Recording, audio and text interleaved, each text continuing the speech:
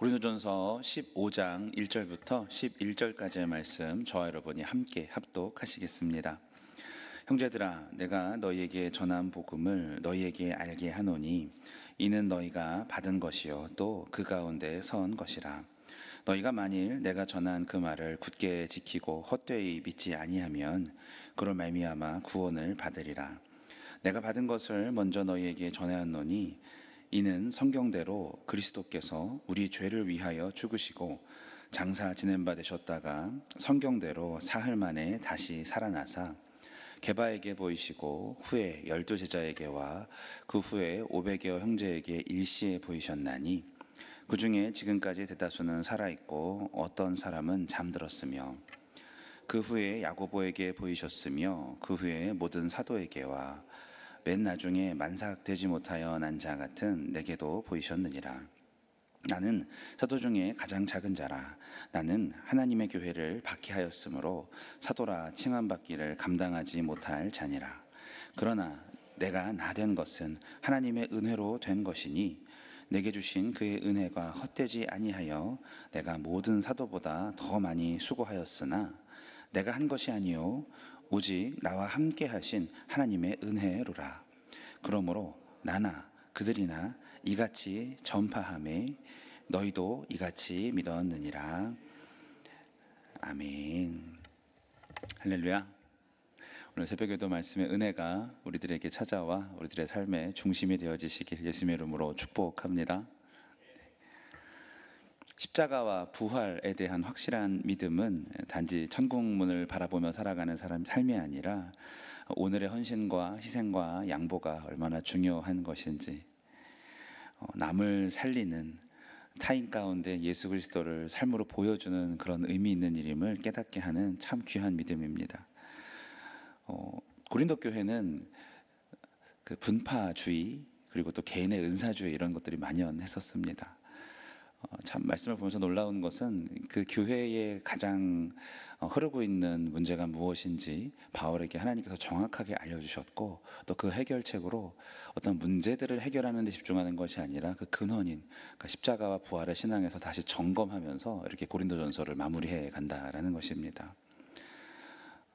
안타까움이 있고 아픔이 있어서 기도했더니 하나님께서 원인을 보여주셨고 정확한 처방을 내려주신 것이죠. 얼마나 감사한지요. 십자가 부활에 대한 믿음을 확실히 심어줄 수만 있으면 그 분파주의란 개인주의의 그 모든 문제 근원을 만지고 고칠 수 있는 참 귀한 일이 되는 것입니다. 그래서 앞에 14장까지는 다양하고 실제적인 문제들을 다루었다면 15장에 오면서는 교리적으로 부활을 갑자기 꺼내는 것이죠. 그들은 헬라 철학에 익숙한 사람들입니다. 고린도 교회는 헬라 시대지 않습니까? 그래서 영은 선한 것이고 육은 악한 것이라고 익숙하게 들었던 고린도 교회는 영혼이 불멸한다, 멸하지 않는다라는 것은 굉장히 매력적이지만 몸의 부활은 그다지 소망이 되지 않는 그런 문화권에서 살고 있었어요. 그래서 12절에서와 같이 부활에 대해서 좀 회의적인 사람들이었습니다. 하지만 바울이 하나님께서 주신 말씀을 통해서 오늘 기록할 때 5절에서 8절을 보니까 부활이 역사적인 사건이었다, 실제로 일어난 일이다, 여기에 초점을 맞추게 됩니다. 베드로, 12제자, 야고보, 500여 형제 자신에게까지 친히 나타나셔서 어떤 부활의 목격자들이 생겨났다라는 것이죠. 그래서 특별히 오늘 말씀을 읽으실 때 많이 반복됐던 단어가 보이시고 보이셨나니, 보였다라는 그 말이 있지 않습니까? 실제로 경험했다라는 것이겠죠. 예수님의 부활은 어떤 논리나 어떤 신화가 아니라 실제로 많은 사람들이 보았던 사실이다라는 주장이지요. 이 편지가 쓰여진 AD 55년에서 60년 경에는 54에서 55년 경에는 그 6절을 보면은 부활하신 예수님을 목격한 많은 사람들이 살아있기도 합니다. 여러분, 초대교회가 부흥했던 많은 이유 중에 제일 중요한 것은 물론 성령께서 하신 일이지만 부활을 실제로 경험하고 목격한 증인들이 많았기 때문에 그런 것이죠. 그런데 이 고린도 교회가 부활에 대해서 의심하거나 회의적이었었습니다. 이 부분을 명확하게 바울이 지금 하고 있는 것이죠. 오늘 이 자리에 계신 우리 성도님들 가운데에는, 사랑하는 울산 선교교회 모든 분들 가운데에는 부활을 의심하시는 분이 아무도 없으신 줄로 믿습니다.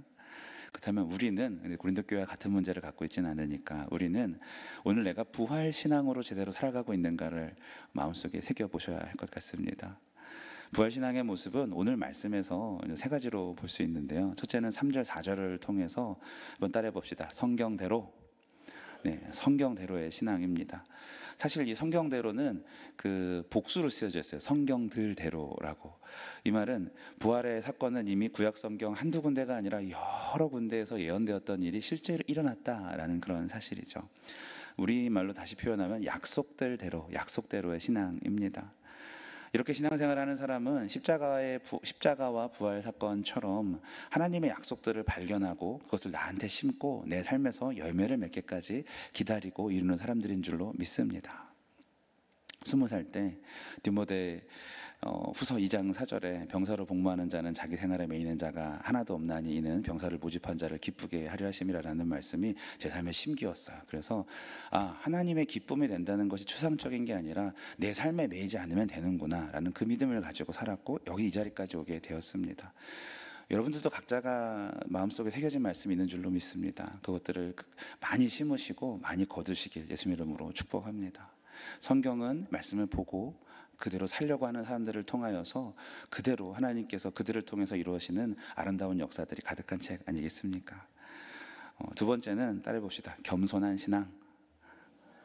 첫 번째가 말씀대로였다면, 성경대로였다면, 약속대로였다면 두 번째는 겸손한 신앙입니다. 바울이 우리 기독교의 신앙의 기초를 놓은 사람입니다. 신약성경에 13권, 히브리서가 애매한데 13권을 썼다라고 얘기할 정도로 어떤 성경에 대한 우리들에게 전달해준 공헌도 굉장히 큰 사람뿐만 아니라 당시 그 지역의 선교도 엄청나게 감당했던 사람이죠. 소아시아 유럽까지 가서 복음을 전파하고 교회를 세웠습니다. 누가, 실라, 디모데 등등 훌륭한 기라성 같은 제자들도 잘 키워냈습니다. 대단하신 분이죠.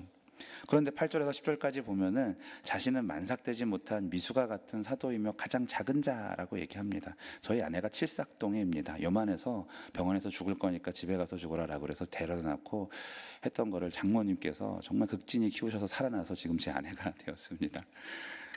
만삭되지 못한 자가 얼마나 태어났을 때 저거 했는지 얘기를 들어보니까, 장모님 얘기를 들어보니까 너무 고생하셨더라고요. 그런 사람이라고 자기를 바울이 표현을 합니다. 자신의 치부를 드러내면서 나는 교회를 박해한 사람이었기 때문에 사도라 칭함받기 합당하지 않다라고 얘기하고 있어요. 여러분, 우리 겸손이 뭡니까? 잘 될 때 하나님이 하셨습니다. 이것도 겸손이지만 잘 안 될 때 그때에도 하나님 앞에 부끄러움과 실패 이런 것들을 다 내어놓고서 하나님 뜻대로 해주세요. 나의 연약함을 사용해 주세요라고 말할 줄 아는 것도 겸손인 줄로 믿습니다. 그리스도의 십자가와 부활이 바울을 변화시켰고 나는 날마다 죽노라 하면서 그를 겸손의 사도로 만드셨듯이 우리에게 동일하게 역사하시는 그 하나님의 부활의, 예수님의 부활의 은혜가 우리에게 들어와서 나도 나를 날마다 죽이는 그러한 겸손한 저와 여러분 되시길 예수님의 이름으로 축복합니다. 옆에 분한테 얘기해 봅시다. 저보다 낫습니다. 시작. 겸손하게 훌륭하십니다. 이렇게 하시는 게 중요하죠. 마지막 세 번째는 매이지 않는 신앙입니다. 부활신앙으로 죽음 이후의 영혼을 본다면, 마지막 때 부활을 본다면 지금 현재 그렇게 매이지 않을 것입니다. 세상에 매이지 않고 정말 남은 생애 동안 하나님의 크신 뜻을 이루는 일에 우리의 온 삶을 다할 것입니다. 사실 우리 모든 인생들은 100년 다 채 못 사는 시한부들 아니겠습니까? 하나님께서 다 싹싹 쓸어서 담으실 텐데 이 땅에 매이기보다 저 영원한 하늘나라를 위하여서 함께 저 나라에 들어갈 사람들의 손을 잡기 위해서 애쓰는 저와 여러분 되시길 예수님 이름으로 축복합니다. 최후 승리는 오늘의 아픔을 훈련으로 여기게 만들 것입니다. 오늘에 매이지 마시고, 특별히 아픔과 고난과 질병에 매이지 마시고 정말 그 주님을 바라보시면서 승리하시는 저와 여러분 되시길 예수님 이름으로 축복합니다. 말씀 맺습니다. 사랑하는 우리 성결 가족 여러분, 약속을 믿는 약속의 신앙, 그리고 겸손하게 살아가는 겸손의 신앙, 그리고 매이지 않는 이 신앙이 바로 이 부활의 신앙인 것을 기억하시고 오늘 하루 또 믿음으로 삶의 아름다운 여정들을 만들어 가시길 예수님 이름으로 축복합니다. 기도합니다. 하나님 감사합니다. 우리가 말씀을 첫 자리에 놓기를 원합니다. 또한 다툼과 교만을 멀리하며 겸손하기를 원합니다. 더 이상 눈앞의 상황과 혹은 평판과 명예, 인기 등에 매이지 않기를 원합니다. 하나님, 오직 죽으시고 부활하신 예수 그리스도를 본받아서 우리도 그렇게 살아갈 수 있도록 인도하여 주시옵소서. 우리가 어디에 속해 있든지 어떤 공동체이든지 내가 가는 그곳이 더욱더 주님을 바라보고 하나 되게 만드는 믿음과 성령의 충만한 공동체로 빚어 주시옵소서. 나를 사용하실, 오늘 내가 걸어가야 할 길을 먼저 가시고 오늘도 나와 동행하신 예수 그리스도의 이름으로 기도합니다. 아멘.